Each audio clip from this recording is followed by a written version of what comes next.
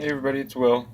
I'm starting my seeds today, and I'm just going to show you what I do when I start my seeds. We have a 2-gallon bucket of water. It's about a quarter of the way filled. We have some of our own earthworm castings.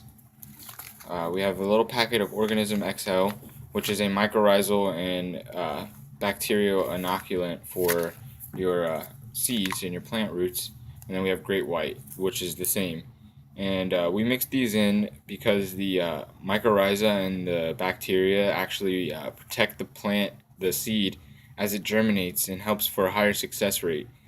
Because the bacteria and the fungi actually need the plant to thrive and survive, so they do everything to block off disease, other pathogens that might try and stop your seed from germinating. So we're just going to add a little scoop of each of this into our little bucket, and then we're going to add the earthworm castings and mix it around.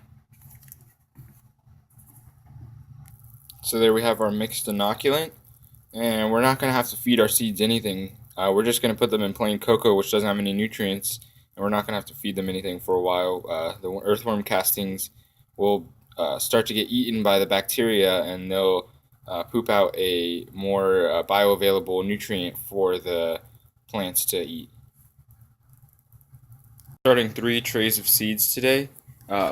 We use these individualized seed trays that sit on top of these, and they have holes in the bottom so they can absorb their water from the bottom.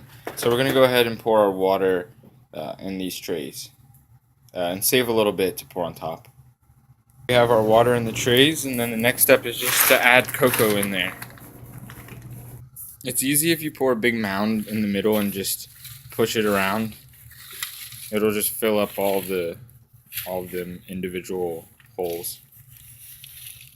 Alright, so they're all filled with cocoa.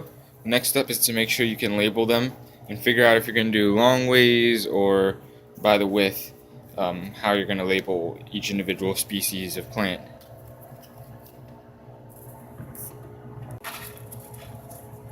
So we're just taking 1 seed per slot and sticking it right in the middle, and then we're just going to drizzle a little bit of this inoculant water on top of it. That's all we got to do. Just make sure you water every single one of them so they germinate. And that's how we start our seeds, and we're going to have them prepared and ready to go plant outside in the springtime. We just put this lid on to maintain humidity and moisture in there, and then we put it on our heating mat to maintain the temperature to induce germination. Good old Susquehanna River, all frozen.